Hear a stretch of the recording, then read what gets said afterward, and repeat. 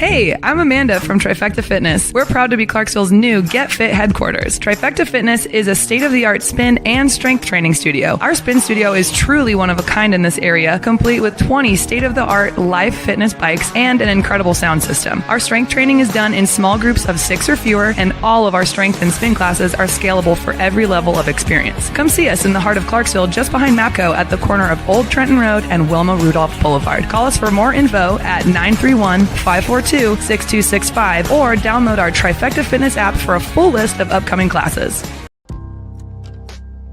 In October 2019, Arlington, Texas was chosen to be the home of a new national museum, unlike any other.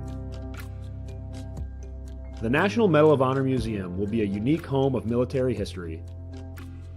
The 100,000 square foot museum will house exhibits, archives, and artifacts relating to the 3,500 U.S. troops who have been awarded the medal, the nation's highest honor for valor in combat. The museum will have 31,000 square feet of galleries dedicated to U.S. troops who have received the award. The museum CEO, former Navy SEAL and NASA astronaut Chris Cassidy, said the museum will focus on education as much as preservation. The building will have 5 areas dedicated to Medal of Honor winners from the Army, Marine Corps, Navy, Air Force, and Coast Guard. The main gallery will be located in a central plaza under a 25,000 square foot slab of steel, which will appear to be suspended in midair. It will be supported by 5 pillars. Black Rifle Coffee is a corporate sponsor of the museum, as are the Dallas Cowboys. The museum's board also includes over a dozen major corporations and 6 Medal of Honor recipients, including David Bellavia, Patrick Brady, and Britt Slabinski. Army Staff Sergeant Bellavia was awarded the medal for clearing an entire house by himself on November 10, 2004, as a squad leader in support of Operation Phantom Fury in Fallujah, Iraq. He killed 4 enemy fighters and wounded a 5th in close quarters battle. Army Major General Brady flew and coordinated the evacuation of 51 seriously wounded men during a firefight in Vietnam in January 1968. Slabinski, a Navy SEAL chief and team leader, led a rescue team of SEALs during Operation Anaconda in Afghanistan in March 2002. Slabinski and his team flew to a mountaintop ambush site to rescue Petty Officer First Class Neil Roberts, who had fallen from the back of a helicopter. Slabinski led the team through almost constant combat against an entrenched Taliban force. Along with the board members, former presidents Jimmy Carter, Bill Clinton, George W. Bush, and Barack Obama serve as honorary directors. The museum is expected to open to the public in late 2024. All right. Welcome back. MisFitNation. The MisFitNation show.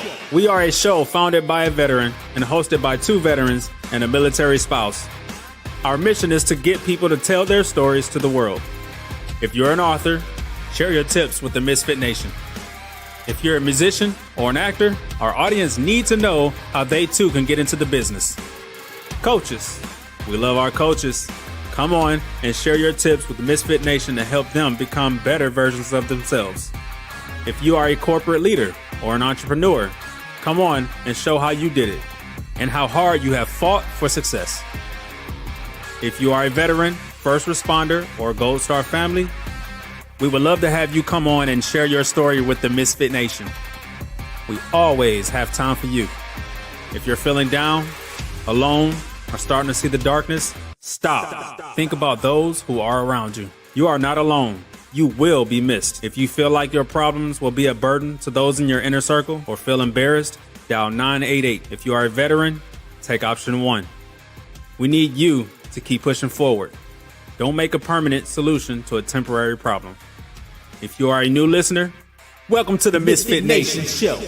Be sure to subscribe to our show on your favorite podcast app.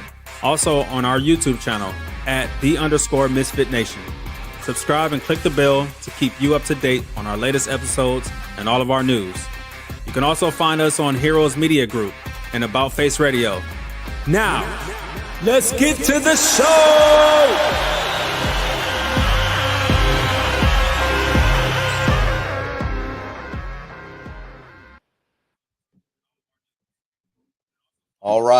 All right. Welcome back to our Thursday after dinner show. It's a great day to be alive. Remember, I start every day by stacking those victories, by waking up and getting out of bed. Make that bed, brush your teeth. You already got 3 victories right there. Keep stacking them up every day. Again, thanks to everyone that tuned in last week during our Veterans Week shows. And, of course, thank you to everyone that hung out with us in Georgia, University of Georgia last week in Athens. We had a blast, 48 straight hours of great party, great game. UGA won, beat Tennessee, so that makes it even better. We made it nearly 2 weeks without having to do a memorial on the show, but today 2 popped up.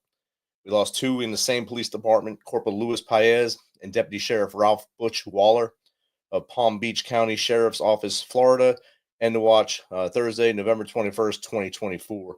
Let's keep those guys, both them officers, in your thoughts and prayers, and their friends and families as they go through this tough time.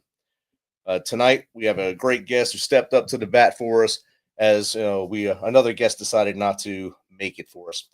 So tonight we have a U.S. Army veteran, a podcast host, a producer, a father, and of course a proud alumnus of the greatest division on earth, the 101st Airborne Division, Air Assault. So without further ado, let's welcome Marty Ty Cobb, U.S. Army veteran, 101st Airborne Division alumnus, to the Misfit Nation. Welcome, brother. Air fucking assault. Air Assault. How are you, man? I'm good, man. 48 hours with Georgia and Tennessee. Yes. And that was some serious partying right there. Every year it is. Every year I get to go to one game with my sister-in-law. She lets me pick one game. And the last 3 years we picked Tennessee to watch the Dogs beat Tennessee. Last year we picked Ole Miss. And I got to see Notre Dame a few years ago as well. It's always a great time. Great to see family, friends, and then, of course, a great party. Yeah, we were choosing those games on our podcast, the Triple Threat Vet podcast, and as you know, Al Hero is actually a Georgia guy, but he picked Tennessee, so I went against all of them, and picked Georgia. I got that one right. So all right, there you go, you won. Yeah, absolutely, outstanding. So, brother, I just gave a little bit of a blurb about you right there. I mean, a very small blurb about everything you've done in life. Tell us a little bit more about you, from as far back as you want to go, and how we got here. Man, how we got here. It's been a series of very fortunate events, I'll tell you. I'm from a small town in Corbin, Kentucky, military family. A lot of my people were in the military, raised by a veteran Marine, Vietnam era guy. But very small town. And so we moved away from there when I was a sophomore in high school, moved to Jacksonville, Florida. And pretty much from then on, being in a Navy town in Jacksonville, being in and around that, I knew I was going to join the military at some point. But, I went off to college, did the college thing, and then came back. I was working in the Jacksonville club scene for a long time. And, I don't know if you know anything about Jacksonville, but that can get pretty dicey sometimes too. So I joined the Army in 1998, and it was probably the best thing and the only thing that I could have done for myself to get out of that rut I was in, because I was a knucklehead when I was young. So, joined in 1998, ended up learning a lot of life lessons, and deployed a bunch of times with the 101st Airborne Division. And along the way, ended up with 6 children, beautiful children. I have a grandson, now out as of 2017. I live in Houston, Texas, and, doing all kinds of fun podcasts, working with veteran service organizations, and things like that. I mean, that's what I've been doing. I've seen since the first day I met you, I've seen you're a huge advocate for veterans and VSOs and those small organizations in towns that people kind of shied away from for a long time, especially our generation of veterans. And I know you're a staunch supporter of. I think you're a VFW guy, right? Absolutely. Houston area.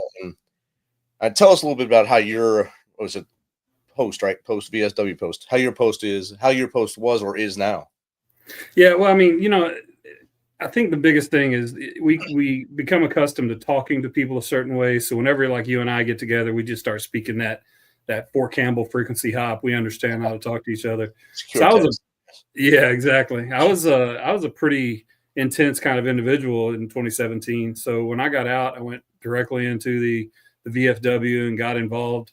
And in a lot of ways, it saved my life, because I got to be around people that were thinking like I was. But in a lot of other ways, I was really going very fast over a cliff because, I had no identity. had no motivation, I had no camaraderie, and I'm a person that very much requires human connection in order to feel whole and to be able to do the mission. Like, truly, I do the mission for the people next to me. That's just how I work.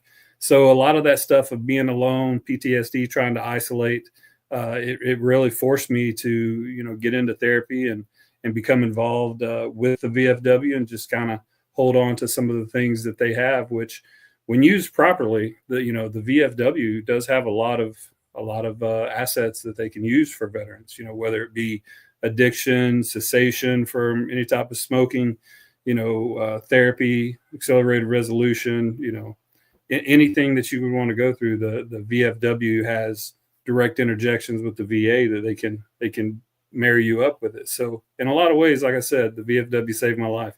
And so I've been an advocate for that. The American Legion, Combat Veteran Motorcycles Association, basically anything that can get you out there and being active, just throw a bunch of tools. And if one of them sticks, then that's a good thing. That's kind of the way we've always done it here, I guess, at our podcast. Right. So personally, I've kind of adopted that as well. Try as many things as possible and see what works for you. And I think with the multitude of veterans organizations that are out there now, so many grew up just during GWAT era, like Team Red, White, and Blue, Wounded Warrior Project, Mission Continues, Travis Manning Foundation, Team Rubicon. They all exploded during GWAT. They actually came to life during GWAT. And the legacy ones like the VFW, American Legion, kind of were in that little gap period at that point where some of the new veterans didn't want to go there. And it took guys like you and some of the other guys around you to start building up those posts where you are. And I think post one in Denver were one of the first ones that actually started growing again. And I think, I don't know if it's feeding across the country yet. I know right outside gate 10 here, that one's crowded every day. It could be veterans getting off at 3:00 as contractors and going there, having a beer and heading home, but it's crowded every day at 3:00. That's cool, man. I mean, really and truly, like the VFW and all those legacy organizations, like you spoke of, they're going to have to change and kind of bring on some of the new things, like with the Travis Mannion, with some of the people you've had on your podcast, people we've had on our podcast. There's just different ways and ideologies of dealing with things of 20 years of GWAT, that is a different type of beast than they've had to deal with in other conflicts. Cause we were on an op tempo to where we were deploy, come home, get ready to deploy, come home, get ready to deploy. And you're doing that for literally 7, 8, 9, 10, 12 deployments. I know some people in the special operations got 12, 15 deployments of, 80, 90 months in a combat zone. That does something to you. And Matt Johnson on our podcast talks about, the military really teaches you a lot about how to go to war, how to be in the military, but the military itself really doesn't teach you a lot how to acclimate back to the civilian world.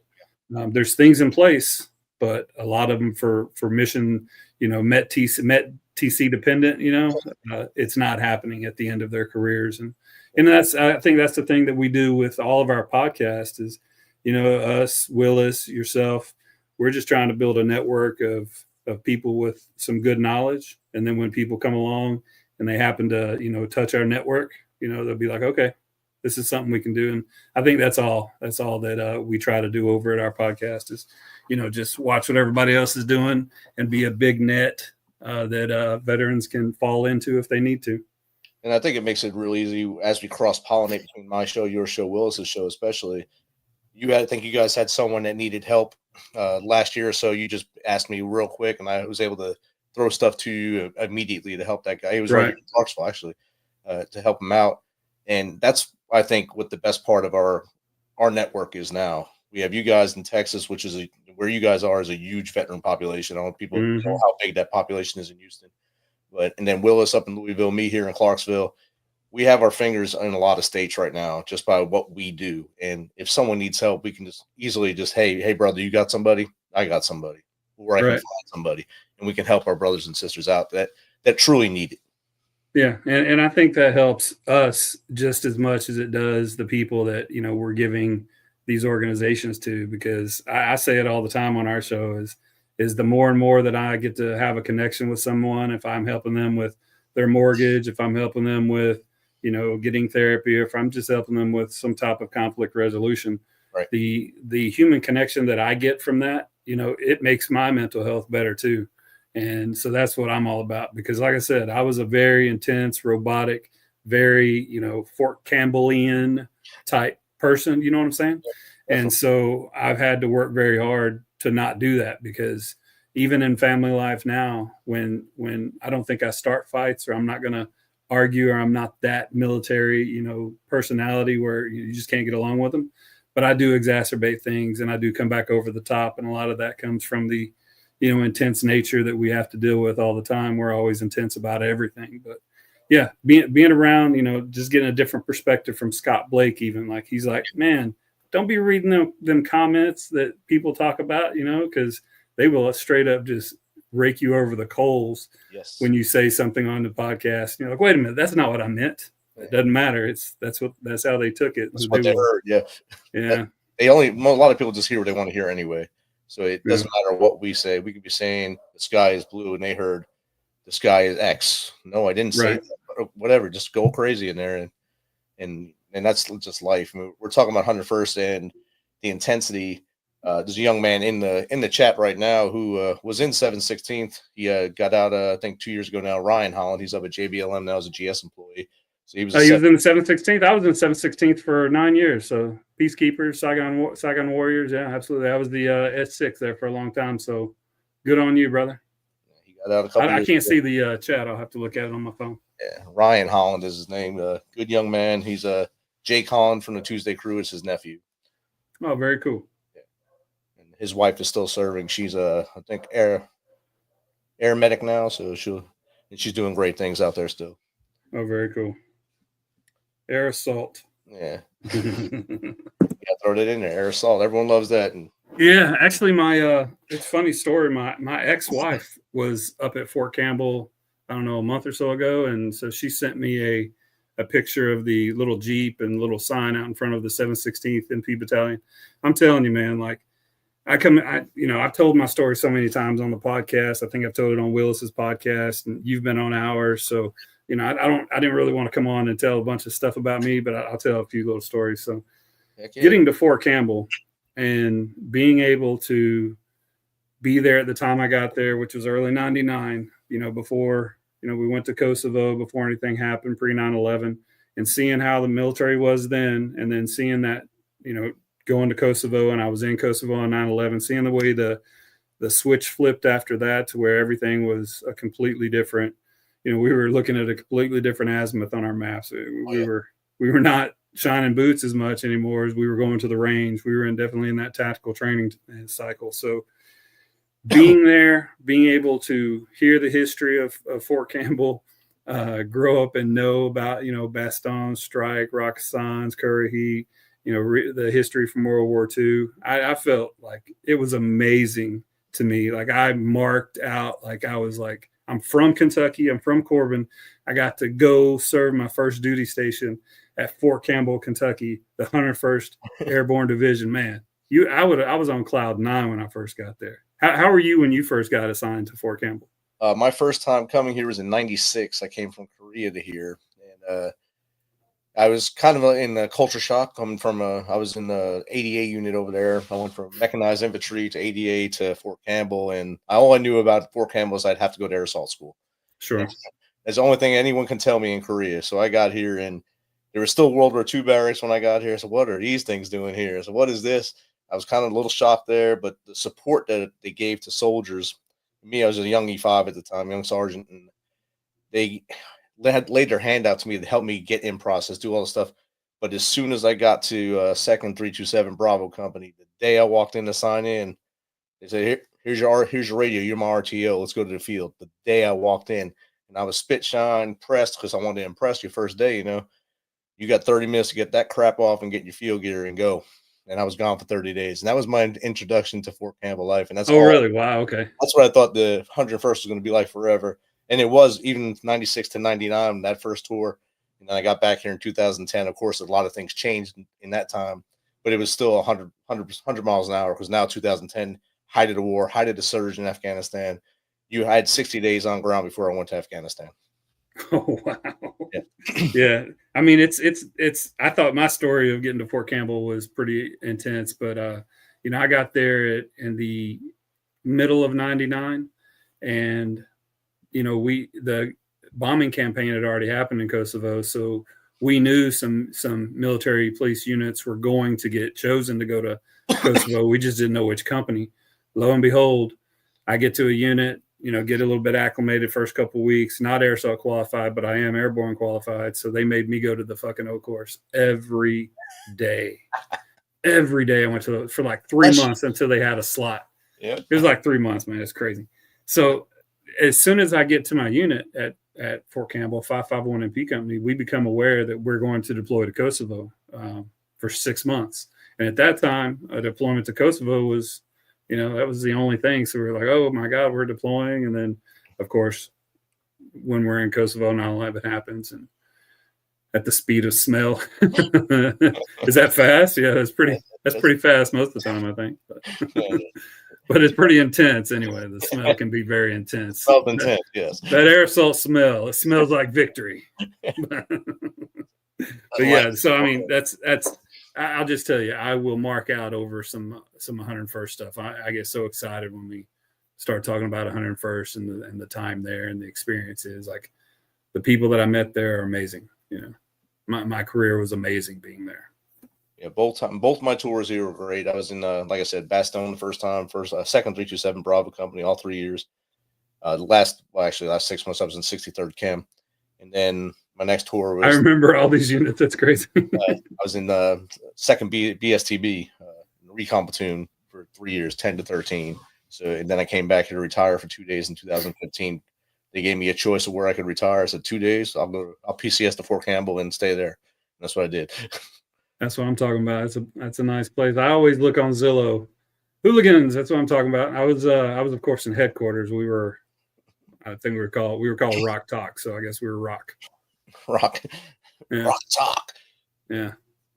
Yeah. So me and Jake, we work where our office is we kind of butt to the back of the MP battalion. So there's one building between us and the MPs now. So, oh, really? The battalion? Yeah, oh, the that's whole cool. battalion's right behind us. Well, at least I know where you're at when I come to Fort Campbell to meet you. Yeah, we're right by the parade field. Can't miss us. Very cool, man.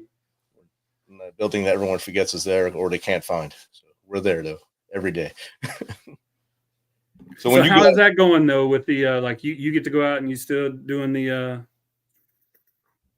We did it today. Me and Jake were out there, and it was pretty dang cold today out there, windy and cold. I didn't know if you talk about it or anything on the show or not. I usually don't know. I didn't think you use did. Different words, yeah. But yeah. We train them on emerging threats, and yeah, there you go. We were out there on Sukhchan DZ today and testing new stuff, and it was pretty damn cold and windy, so we were glad it was cut short. It was so windy they couldn't fly 47s today. Oh wow! Yeah. Is the 101st Aviation Brigade still there? Is it all chopped up now? They took out some of the units, but they're still the cab though. Oh, okay. Some are on their way other places right now, and to protect God's freedoms and stuff. But they'll be there. He used to come and hang out with us at lunch. Yeah, I remember, like, oh my God, like we had a group that we would at 7/16 that we would do PT together in the morning. This is back when they made us do PT like 6:30 to 8:30 or 6:30 to they blocked the roads and everything. Yeah. So we would come in, do PT, same group, 7 to 10 people, PT, go shower, go to breakfast at the sustainment DFAC, go back over to our area and work all day. So we'd be there from 5:30, 5:45 in the morning until 7 o'clock at night. And these are the people that you're deploying with multiple times, dealing with any type of conflict or any type of issues you got to deal with. So there's definitely a band of brothers and sisters attitude at Fort Campbell that I never really saw replicated anywhere in my military career. I mean, would you agree with that as well? 100%. Yeah. The only one that came close was a Big Red 1 at Fort Riley. I was there. Yeah, I've got some friends at Riley that said that was pretty cool. And then of course I spent some time at Fort Bragg, but man, Fort Bragg they're little bit more braggadocious than for my taste. But anyway. Fort Bragg is a whole base full of Rockasans. That's all. Right. Yeah, there you go. That's what it is. Rockasans should be there, so we don't have to listen to them every day. And that'd be a godsend. Please make it happen. No. But when I first got there and I had to go to air assault school, was the only thing. My mom, that was the first time I ever climbed a rope. Oh yeah, was at air assault school. And I watched the two guys in front of me do it. So, all right, that's probably a bad technique. Let me just use my arms. I got to the top using all arms. And then they said, now what are you going to do, air assault? Oh, crap. So I just pulled up once and jumped and held on. Woo, air assault, boys. Right. Yeah, I was always the guy. For some reason, I was always climbing trees and shit when I was young, growing up in Kentucky. But I was that lock-in guy. I had a lock-in that it was just a good lock-in. So I could stand there all day. Now I know how to lock in because it's a lot easier. You don't go to muscle failure as quick. Yeah, very true. Jake just said 82nd Rockasan Division. I don't know if you meant to write division or division there, but he might be drinking. So there it is. Yeah. So man, what led you to Houston? Well, I mean, funny story. I actually have no ties to Houston other than my ex-wife moved here. So as you said, or I told you earlier, I have a bunch of kids. So I have 6 children, aging from 27 down to 11 now. So I've got one at home, and so there was a lot of a lot of kids. So there was, even though the marriage didn't work out, we were still kind of friends. So I wanted to be near the kids. So when my wife and I were getting out, my wife now, that sounds terrible. Let me start over. My ex-wife lives here. My wife and I moved here because we wanted to be near the kids. Jesus Christ. Yeah, we wanted to be near the kids. So, they were in high school, wanted to, maybe the last couple of years of high school, be around them. And, got to spend that time with them. And then we liked it so much that we just ended up staying here. Like, I don't think we thought we were going to be here for more than a couple of years until the kids kind of got out of high school. But we liked it so much. We got involved in so many things. And my wife has her wonderful dream job here. So, and that company's based here in Houston. So we'll probably stay here forever, maybe travel a little bit once Tatum gets out of the house. But I think Houston will be the base. But I mean, it's a great place, 4th biggest city in America. It's it's got a wonderful VA, lots of stuff to do, a lot of culture in town, out of town. So many different parts of Houston that you can take a week and not see everything. That's for sure. And everything's an hour away. And there's little corners of Houston that you can find and just get lost in for, a couple weekends. And then there's other places that you'll visit and you'll probably never go back there again.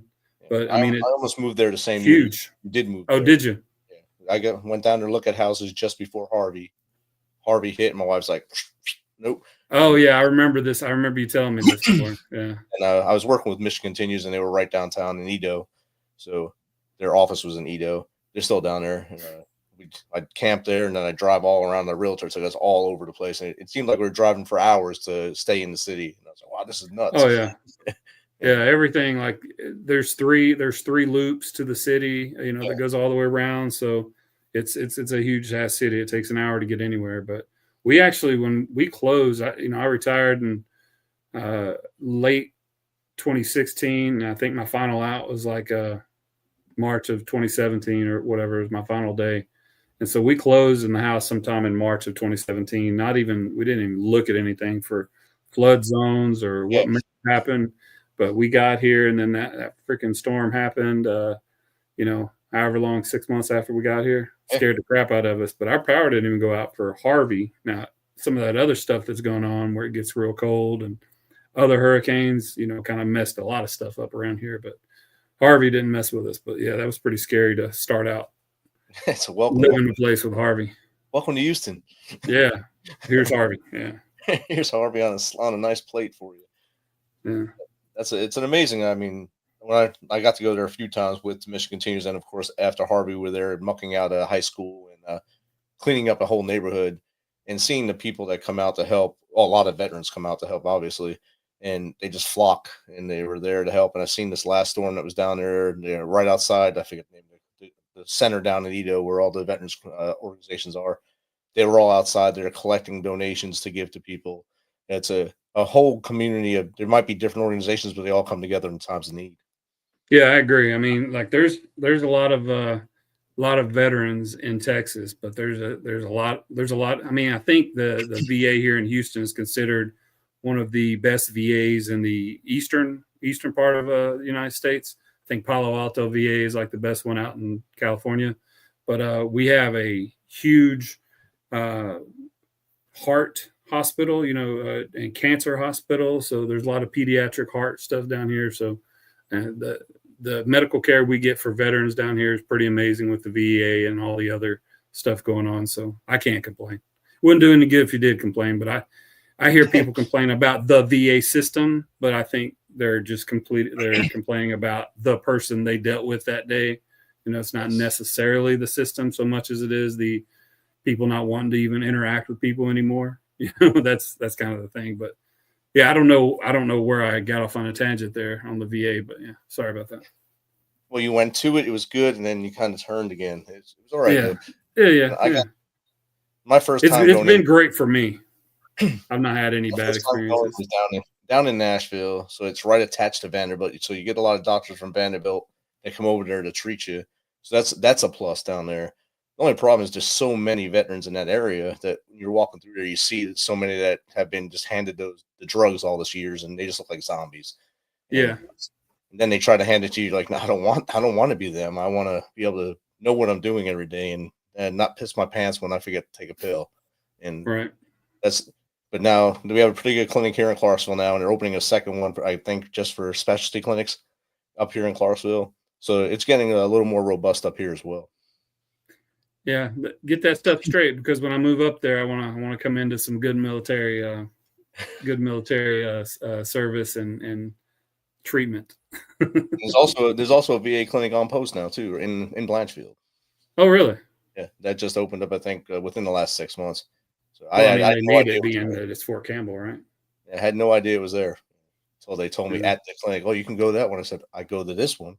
I want to go to this one because I'm established. I don't want to keep changing and do more paperwork. I'm good. I don't want to answer the same questions."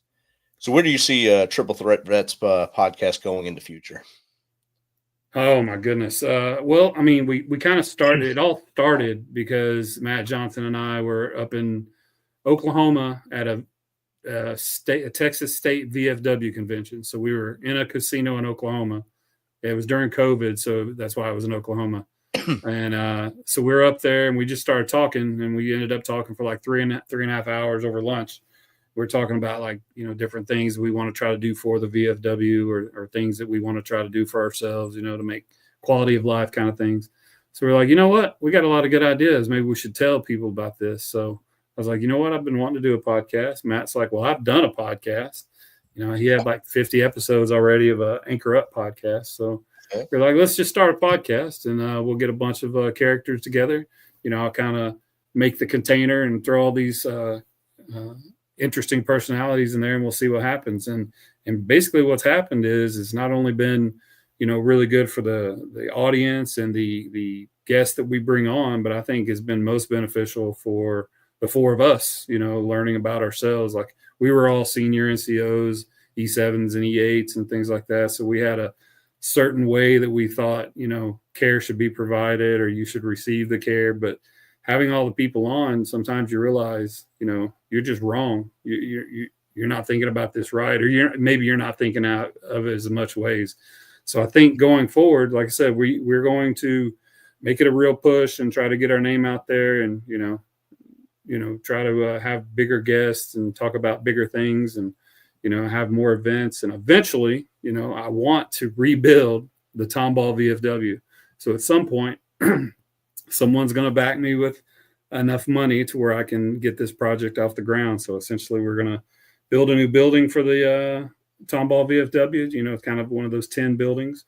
We're going to put power on an existing stage they have, build a basketball court / storage, and then we're going to turn it into a community center. So it's that's what the goal is, to be able to get enough money, interest, people talking about it to where I can rebuild the Tomball VFW. That's kind of how it started. And then, of course, with Matt Johnson, he's got the Got Your Six culture. He wants to sell T-shirts and help veterans. And, we just want to give we have a licensed clinical social worker that's always on the show with us, a guy named Alberto Fight. So he advises us. So trying to make sure if people need something, we get it. So the future of the show, to answer your question in one concise thing, is to rebuild the Tomball VFW. So we want to get a foundation with some money behind it, raising campaign funds to rebuild the Tomball VFW. And then we want to get a point to where we can actually have a direct interjection for people to receive therapy, whether it be through the Got Your Six culture, whether it be through the Project Zero, whether it be through many of the guests that we've had on our show, your shows, David Willis's show, just that big ass network that we've all built. I just want people to be able to get stuck in it. Big ass spider web, people can get stuck in it, get some therapy, be good to go. I want it to be as informal as that, that's kind of how I look at it. So. And a lot of the therapy in those places is usually the camaraderie. Like you said, you got out, you were a hard charger, you needed something to get in there, and the VFW was your joint. A lot of people just need to get into something like that. So that's almost like finding that brotherhood or sisterhood again. Get in there and start talking to brother and sister and say, hey, remember that time I stepped in that shit and oh yeah, I did the same thing. I fell in the porta potty, I fell in this hole. It all comes out the same, and it'll be like you knew each other forever, and that really helps a lot of people. And then they'll come back because they want more of it. And once you Field of Dreams, once you build the field, they will come. Once you rebuild that VFW, you'll probably get a whole lot more people. Well, I want to get the city of Tomball involved. I want to get the district involved, the Houston district for the VFW. I don't want it to be a standalone, isolated in a vacuum project. I want everybody to know about it. And I want it to be an asset. I don't want it just to be a guarded secret. No, we've done crowdfunding, and we have raised quite a bit of money, probably like close to $30,000, I think, at the Tomball VFW for the roof portion. Okay. But what I want to do is going to be probably closer to about 750,000, maybe $1 million. Okay. And I want to rebuild the entire place, apply power to an outdoor stage we have, and then turn it into, I totally agree. And don't let me forget that point, Stephen LaMonica, because I want to come back to that in a second. But it's kind of something I go back and forth on the VFW all the time, Rich. It's, I defend it because it literally saved my life. And then I talk bad about it because it's almost like that, well, this is the way we've always done it kind of mentality.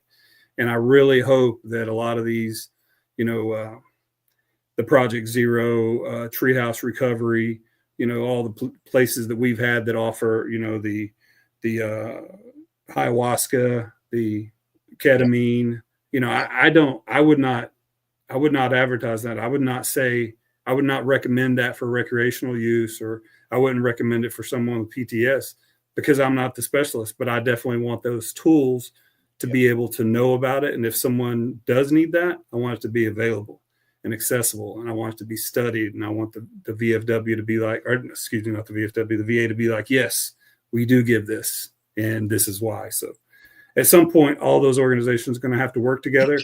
So I think our podcast, and like Steven said, some of the best therapy that I've had comes from the people that are talking to me on the show, or the people that are planning the show with me, or, David Willis coming down here and hanging out at the Houston Rodeo with us. I mean, that kind of stuff right there is what helps me the most. It's not going to help everybody.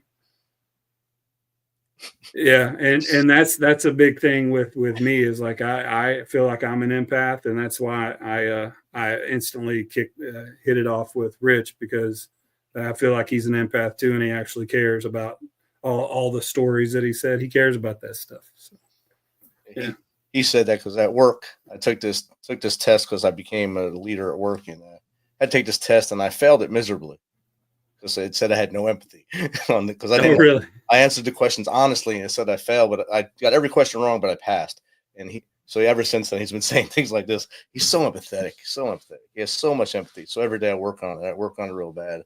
I think a lot of empathy comes from being direct every morning, and if you don't do that, then they don't think you love them. So, right. If I come in and just say what's up, they don't want to hear that. Right. So I think there's a certain familiarity with being called fuckhead or, Yes. hey, asswipe, I need you to go do this. Yeah, man, I'm ready. What is it? You don't even remember that you just got called an asswipe. You heard I got a mission from, my sergeant or my buddy or whoever it may be. You're doing it. I got it. He picked me over everyone else. All right. Right. Yeah. I mean, strangely, that is kind of how you have to look at it. We did have a question asking about your MOSs on the end of your name there. Can you tell people what they are? 25. Oh, yeah. Yeah. I put, so 25 uniform is signal support system specialist. So basically any of your radios, any of your computers, anything that plugged into a wall or had power going to it, I would be working on that kind of stuff. And then later on, I became a EWO, electronic warfare. So I would do all the Dukes and those systems. I thought that was what the name was. Shithead. Yeah. Yeah, me too. Yeah. So Twin and Echoes, electronic warfare. We do all the frequency manipulation, white noise, and things like that to defeat the remote control ID devices and whatnot. I hope Steve asked that question because he's, of course, was not in the military, but he's surrounded by us now, so he has to know everything now. We have to learn them as we go. So I remember like doing an in brief to Fort Campbell, and I apologize for asking this question. It's a silly question probably, but I remember there was a large gang contingent. Is there still a gang contingent in and around Oak Grove and in the Clarksville area? Do they still brief that on the in brief for Fort Campbell? They try to say there's no gangs in this area. Oh, do they? Okay. Yeah, they try to say there's no gangs, but there is. It's obvious there are. There's shootings at least once a week here. We just had someone get killed downtown yesterday. Found dead in house with bullet wound. Right. So, I mean, that's a gunshot, I believe. But they're here, and they're coming from everywhere. They come from Memphis, of course. So they come from Nashville, and they try to meet in the middle here somehow and fight over turf that's not really theirs, but they fight here over it. And then the locals get involved with it because they think they're tough too. So it's still. Oh yeah. Yeah, I've heard that the greater Clarksville Oak Grove area Oak Grove area has grown because of all the industrial expansion between Nashville and Clarksville. I don't know what that area is called on 24 there, but evidently that's expanded so much that it's basically one big suburb right up to the South Fort Campbell.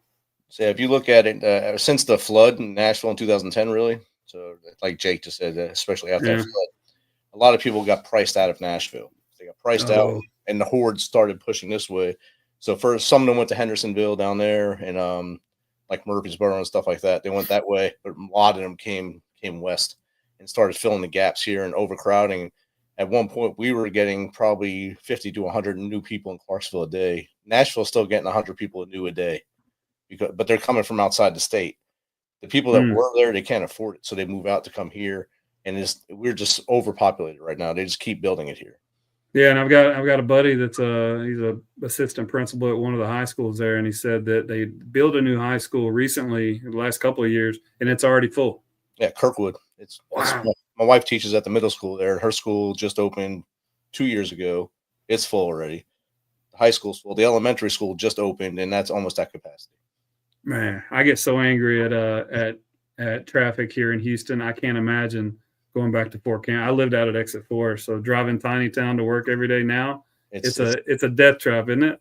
It's a roulette wheel. You don't know what you're gonna get. I'm telling you, right? Because you got to make it through 2 school zones and multiple special people coming out of Yeah. Don't stop at stop signs and don't care about anyone but themselves. And you're gonna see people die. When you were here until 2017, you see people die on that road. Yeah. So a lot of people died on that road over there. And Jake said, but they did close the Cat West. So that's funny. I had a buddy that sent me before the show the other day, sent me a picture of it. I guess he was back in Fort Campbell. It's all dilapidated now. Yeah, I've never been in there, of course. I don't know what that place looks like, but from the outside, I passed it a lot because Walmart's right there. Yeah, exactly. Luigi's Pizza's across the street. Got it. Right, exactly. Luigi's is still there. But once they built that place is a landmark. They built the casino and the horse track there, and that kind of pushed the Cat West. Hold up. There's a casino? Oh, yeah, right there, right behind Cat West, where the Cat West is. Like a full, play cards casino and everything? Slots only. Oh, wow. Slots and gaming, so sports booking. Look at you, Fort Campbell. Yeah. I'm gonna have to come visit pretty soon. Have some concerts there. Some old '80s hair band guys come there to play, so you get to see some stuff. About. But that's the I'm telling you, talking about Fort Campbell gets me excited. In downtown, we have a whole arena now. We have an arena, F&M Arena downtown Clarksville. So, for the college, for Austin P, or it's for Austin P. We also have a minor league hockey game now, a hockey team too. No shit. Yeah. Good Lord, I got to come back and visit, man. Yeah, and a few more breweries. So. Yeah, that helps out a lot. So. Yeah, but it's growing, and a lot of it's good. And of course, we get for everything. Every time you have a city that's growing, you're gonna have crime that comes to, and that's across the whole country. It doesn't matter where you are. You're going to have crime no matter where you are. You just got to try to weed it out on your own or let the police do their jobs. Yeah, I try to just stay out of the way and stay at home or stay in my little seclusive areas and then only come out when I have to. So that's the best way for me. I mean, I'm telling you, like, there's a lot of time spent at home because, I mean, we do so much with all these shows. There's no time to go anywhere, and do anything else almost. It does take up a lot of time. It definitely does. Does your show take up a lot of time, or? It does take up a lot of time. I think my brother learned when he was here for the NASCAR race. Me and him worked the NASCAR race. I helped him set up their show just on Spotify so they can just have their own stuff on there. And he realized how much extra stuff goes into it at that point, I think, besides just jumping on, pressing go live. There's a lot more on the backside and the front side that goes into this thing. Even I thought when I first started, I forget the platform I was even using at the time, but it was just really plug and play audio files in and go, audio file in, go. So it was pretty simple, but it was rudimentary. Then when I got the megaphone, you can do a little more stuff with it. And now when I went live with the YouTube, it's way better. Yeah. Yeah. I like using the StreamYard and I like being live and everything, but I think, I love what we're doing here. It's been a lot of fun. And Jake just said that did I tell you about it got so bad at the 41A Walmart that they stopped theft prevention at 10 p.m. They stop it? Yeah. Oh, wow. There's a guy just bumped an employee was walking out and he was walking, kind of walking out and bumped into a guy that was stealing something. The guy thought he was trying to stop him, so he shot and killed. Mm. And then he got caught. The K9, the fur missile caught him in the woods behind there. So right, at least he got caught and he got convicted actually. So that's a good thing. But it's bad that the dude got shot just for bumping into him by accident.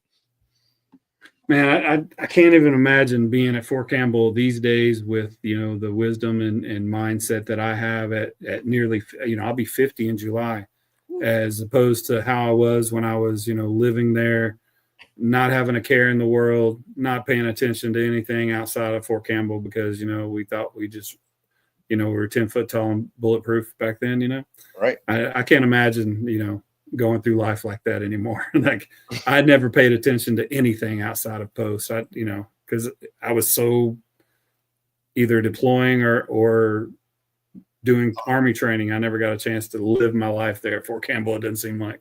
And going in and now and going home, I go through the city. Going in, I take the highway. But I come from exit 11 now, so it's a little different depending on how many accidents there are. If I can stay on the highway, or if it's too windy, I can't drive my Jeep on the highway. I'll get blown off that thing. So the city is the best way for my Jeep during wind days. Today I came through the city and it took me an extra 20 minutes to get through because of one car that broke down and no one can get around it. Mm. So it just caused chaos. So I was sitting there twiddling my thumbs, trying to just listen to an audiobook, and this is not going to get angry at these special people and just go. How do you feel about the training, like overall, like the soldiers that you're training these days? Do you feel like it's still Fort Campbell, or are things different than when you were there before, or better, worse? There's a couple ways I look at it. Sometimes I walk into class and I teach, and I see the same soldiers that I sat next to because they all look the same. But then you see how they interact, and they have no social skills. They have no common, sense skills to ask a question correctly because they're too busy worried about what's on their phone or what they're going to do next with whatever game they're playing to get out of that class. They're just there because Sergeant told them to be there. And most times with me and Jake, when we're teaching, they'll schedule the class. Senior NCOs will come in, schedule the class. NCOs will come check on it, and then they won't show up to the class. It'll just be Joe, the E4 and below to be in the class. So we're just babysitting for him. Sure. And that never happened when I was in. And unless one of the NCOs got pulled out for something, you never left your soldiers. So that's the big difference I see. So there's not a lot of I want to be trained, is I have to do this. So it's kind of weird. Sure. Yeah. I always enjoy doing like a combat life taker. What was it called? Combat lifesaver, and combat commo and all that. I like doing all those. It was a lot of fun.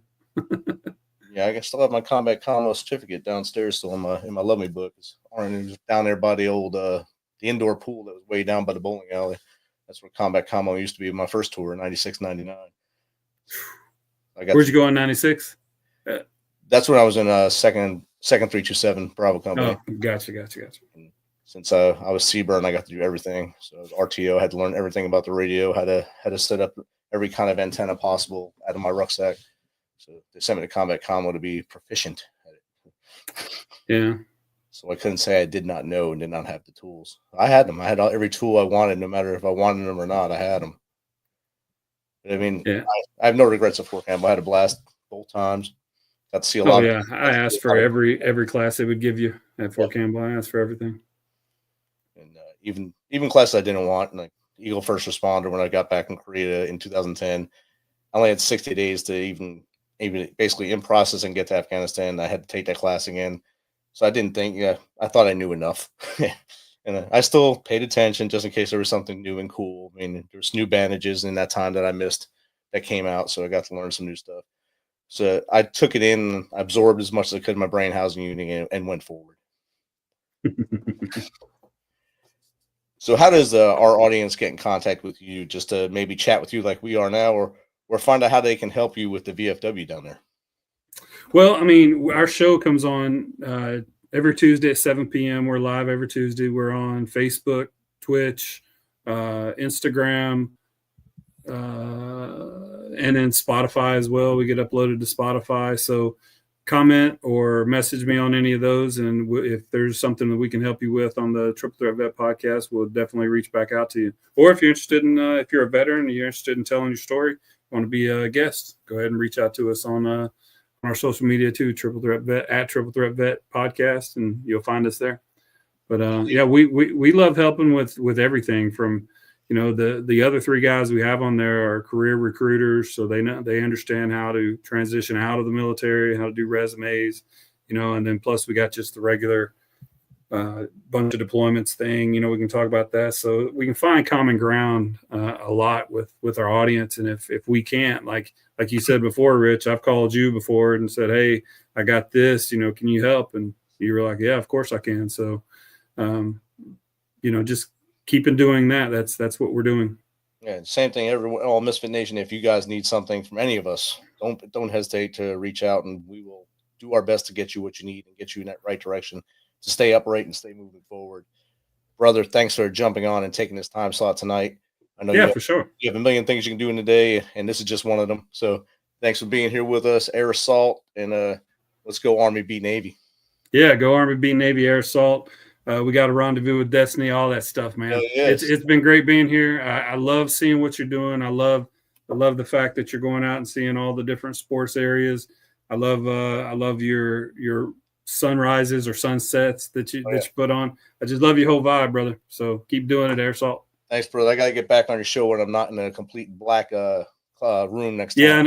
Yeah, in a hotel room. Were you up at? You were up in Indiana at that time, right? I think I was I forget. Yeah. I'm on the road so much. It's probably Indiana that time. Yeah. We'll get you back on there and talk about some fun stuff. Yeah, I'll get a better light this time. All right, brother. Have a good night. All right, keep stacking victories. We'll holler at you soon. Hell yeah. This message is from the U.S. Department of Veterans Affairs. Did you serve in the military? If so, you can obtain a free lifetime pass to more than 2,000 federal recreation sites. These sites are located across more than 400 million acres of public lands, including national parks, wildlife refuges, and forests. The lands host activities to fit any lifestyle: hiking, biking, fishing, camping, and much more. Gold Star families are also eligible for these free lifetime passes. Plus, they cover entrance fees for a driver and all passengers in a car, or up to 3 additional adults at sites that charge per person. Obtaining one is easy. Just go to the National Park Service website, nps.gov, or the National Park Service app.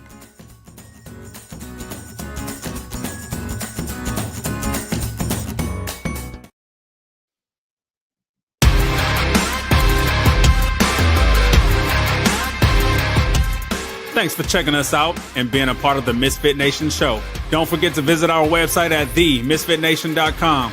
That's themisfitnation.com. Check out all our past episodes and get some of the great Misfit Nation gear for you and your family. As always, be humble, stay hungry, and keep hustling because we are Misfit Nation. Misfit Nation.